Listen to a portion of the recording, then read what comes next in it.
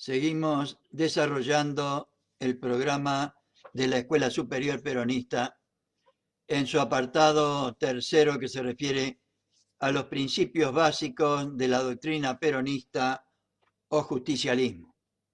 En este caso, estamos ya en el encuentro número 16 de Economía Peronista, materia que pretende ser la teoría que explique el principio fundamental económico del peronismo que se refiere a la independencia económica. Como en todos los encuentros, vamos a recordar el lema de esta materia. Como doctrina económica, el justicialismo realiza la economía social poniendo el capital al servicio de la economía y ésta al servicio del bienestar social. Y empezamos hoy la tercera parte de Economía Peronista referida a los resortes de la conducción económica. Y vamos a empezar hoy el capítulo octavo en su primera parte, referida a las inversiones del Estado, Y como en todos los encuentros, recordamos siempre el esquema general de la doctrina peronista, porque por lo menos mi única pretensión es contribuir a la comprensión de este esquema, que se refiere al principio fundamental económico de la independencia económica, que implica en primera instancia recuperar el patrimonio nacional, recuperar la riqueza producida por los argentinos para las y los argentinos, reactivar la economía, o sea, poner el capital, el dinero al servicio de la economía, o sea, de la producción, y después realizar una justa distribución de la riqueza, o sea, poner la economía o la producción al servicio del hombre, de la mujer, del ser humano, o sea, poner la economía en función social. Y vamos a ver entonces qué se entiende por resortes de la conducción económica, que es el tema de esta tercera parte de Economía Peronista. Y Perón lo expresa así en Conducción Política. Por eso siempre insisto tanto en esto, que para conducir lo primero que hay que hacer es formar el instrumento con que uno va a conducir, valerse de todos los medios para formarlo y para que resulte apropiado a la propia conducción. En Conducción Política, Perón hace referencia fundamentalmente a que el conductor debe tener cuadros auxiliares y además debe haber hecho un trabajo sobre la masa para convertirla en pueblo organizado, porque si no, no tiene lo que Perón llama las herramientas para conducir. Lo primero que hay que hacer es formar el instrumento, o sea, en Conducción Política habla de las herramientas con que debe contar el conductor, ¿o? Acá le llama instrumento. Y veamos entonces los temas del capítulo octavo que se refiere a las inversiones del Estado. Y hoy vamos a ver los tres primeros temas. En primer lugar, generalidades. En segundo lugar, las inversiones del Estado como cauce del ahorro y de los fondos de la previsión social. Y en tercer lugar, el carácter productivo de las inversiones. Y mañana veremos las inversiones del Estado en la dinámica, en la coyuntura económica, las inversiones estatales y zonas especiales de reactivación. Y por último, las inversiones estatales y la renta nacional. Empezamos entonces por las generalidades, mencionando el objetivo fundamental del trigésimo, o sea, el objetivo fundamental trigésimo del segundo plan quinquenal que dice lo siguiente: las inversiones del Estado vinculadas con planes quinquenales de gobierno tendrán como objetivo fundamental posibilitar la realización y el desarrollo de las obras, trabajos y servicios públicos de carácter extraordinario requeridos por la nación y planificados según determinados órdenes de prioridad en función del desarrollo equilibrado de una dinámica económica y social. Tenemos aquí entonces un primer aspecto, o sea, posibilitar la realización y el desarrollo de las obras, trabajos y servicios públicos de carácter extraordinario requeridos por la nación. Hemos dicho anteriormente que las inversiones del Estado son las muestras de cómo la conducción económica es esencialmente persuasiva. El Estado, en una segunda etapa de sus realizaciones, va a concretar este esfuerzo de inversiones en obras que están directamente vinculadas con el desarrollo económico del país. Y ahí que, según veremos un poco más adelante, el grueso de las inversiones recae en los sectores que más necesitan en este momento desarrollarse para condicionar la expansión económica del país, principalmente de las regiones que han tenido menor desarrollo hasta ahora. Según determinados órdenes de prioridad, prosigue el párrafo citado. Según determinados órdenes de prioridad, y yo agregaría previamente establecidos o preestablecidos en el plan quinquenal desde ya. Desarrollaremos este concepto más adelante, pero anticipamos que las prioridades responden a esos requerimientos de desarrollo económico programado para el conjunto de la economía. Todo programado en un desarrollo armónico de todo, de todo. De manera que las inversiones del Estado sean un complemento, sean elementos condicionantes, en una palabra, que concreten lo que es en la práctica la obra de persuasión que realiza el gobierno. Técnicamente expresado, esto equivale a decir que las inversiones del Estado son inversiones básicas o principales. De ellas pueden derivarse otras inversiones y, en efecto, inducen a la actividad privada a desarrollar paralelamente tales o cuales inversiones. El tercer aspecto de este pensamiento dice: en función del desarrollo equilibrado de una dinámica económica y social. Económica y social. Todo es social en el peronismo. Todo tiene función social.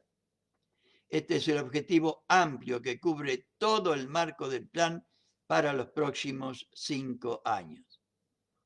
O sea, este tercer aspecto de este pensamiento que dice: en función del desarrollo equilibrado de una dinámica económica y social.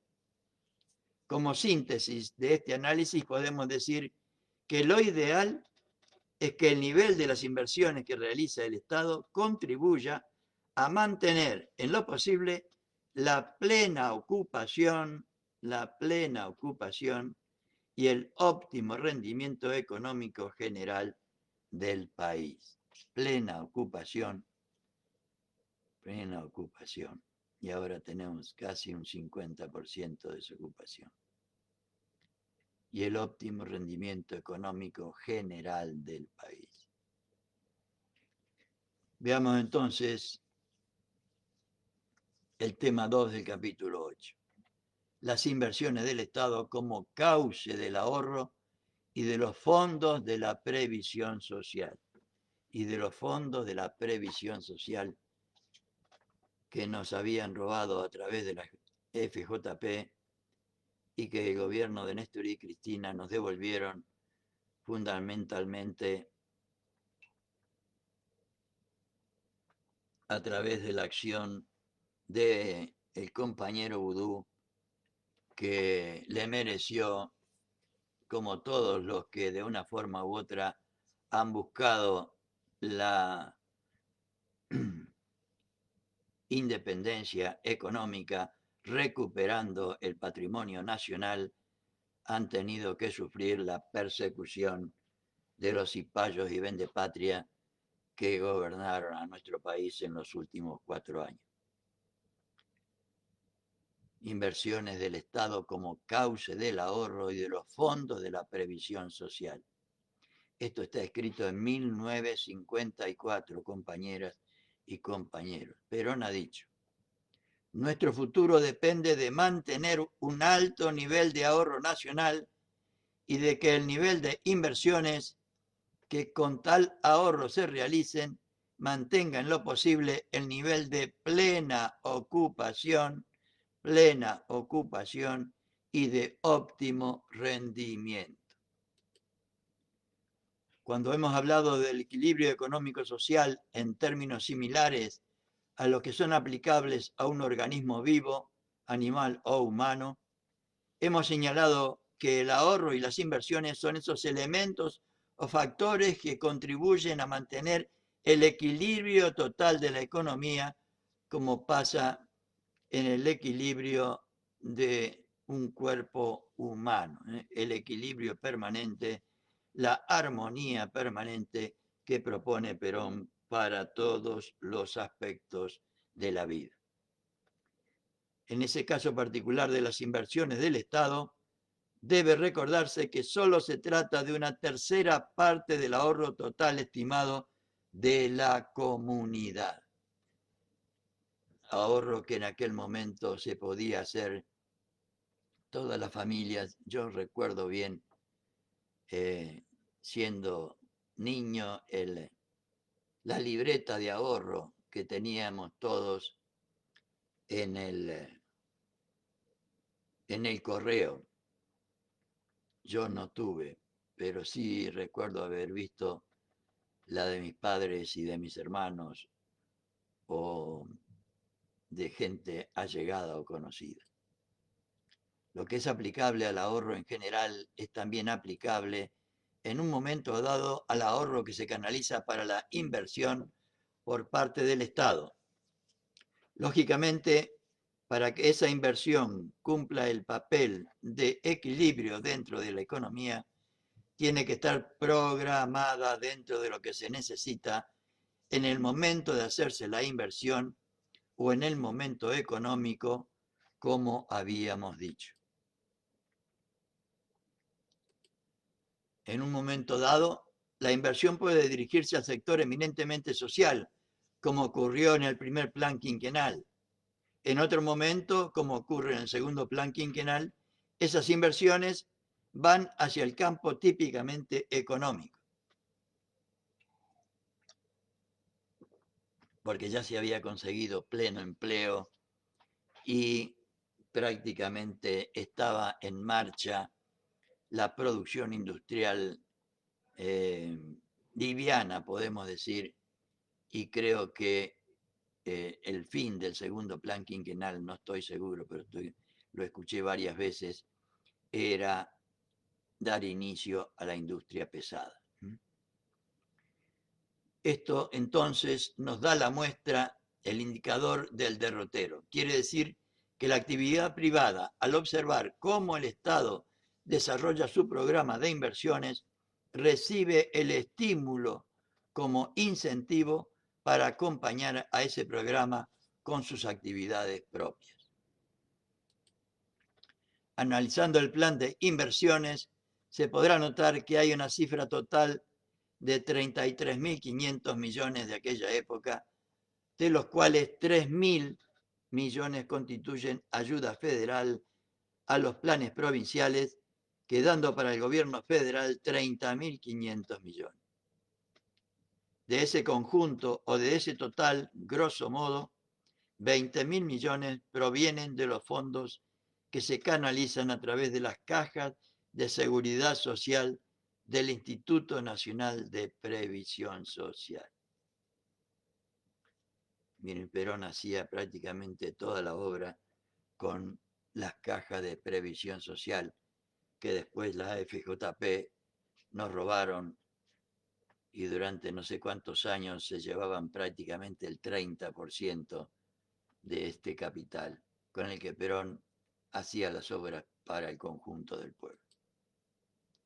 En ese caso, el Estado coloca títulos en las cajas y utiliza los fondos para las inversiones. El resto de los fondos y de los recursos financieros, salvo alguna excepción, son todos recursos propios de las empresas del Estado y de las reparticiones autárquicas, cuyos presupuestos no están dentro del presupuesto general de la nación. Notemos de paso que los recursos de las empresas del Estado y reparticiones autárquicas no deben formar parte y no forman parte del presupuesto del Estado. Parece otro país.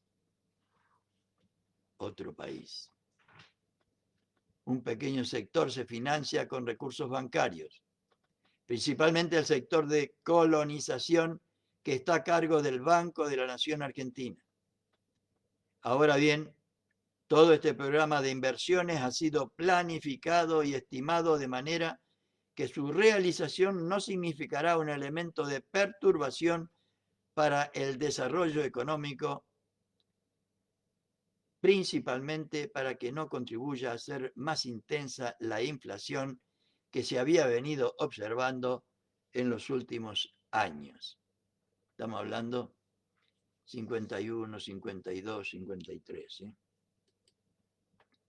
Por lo general, las obras públicas se han empleado a partir de la década del 30 como contrapeso para la acción deficitaria de la economía. Y como me parece que pasa ahora, o pasó últimamente también. Cuando había desocupación porque las condiciones económicas generales no permitían mantener un nivel elevado de actividad económica, entonces el Estado propiciaba la realización de obras públicas para ofrecer ocupación. Esa ha sido la filosofía de la década del 30, llamada década infame, agrego yo, y es más visible en los países industriales altamente desarrollados, donde la desocupación creció en forma gigantesca, se ve en aquella época. En nuestro caso actual, las obras públicas que realiza el gobierno no están encaminadas a combatir la desocupación. Están encaminadas esencialmente a apoyar el desarrollo económico, lo cual tiene un sentido completamente distinto.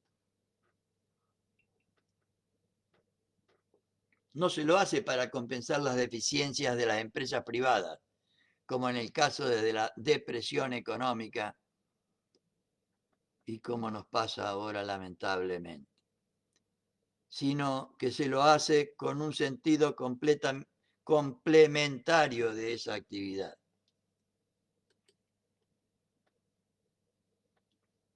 Con un sentido complementario de esa actividad. Qué diferencia, compañeras y compañeros, el desastre que estamos viviendo hoy con la descripción de esta realidad del segundo plan quinquenal de 1953 a 1957.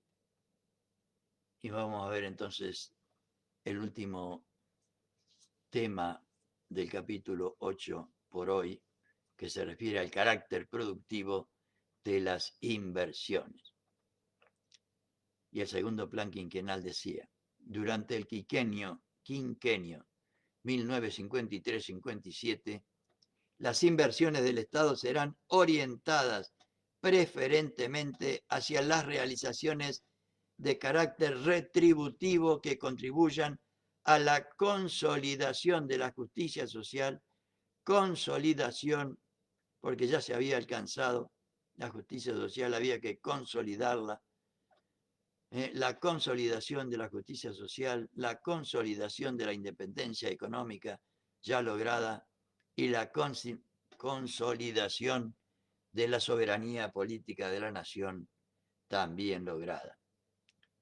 Tres fundamentales objetivos del peronismo que hoy tenemos que salir a bregar para conseguirlos de nuevo, porque no tenemos ni justicia social, ni independencia económica, y mucho menos soberanía política de la nación.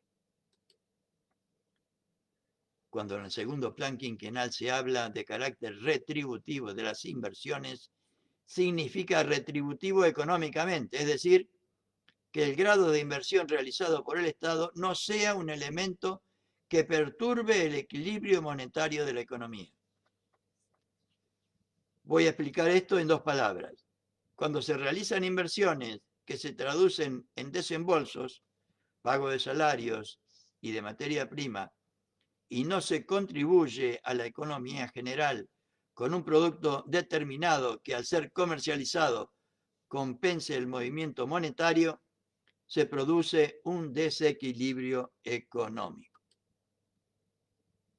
Es decir, que al efectuar pagos por obras que no se traducen en aporte de producción, se gasta dinero y no se da la contrapartida que serían los productos terminados.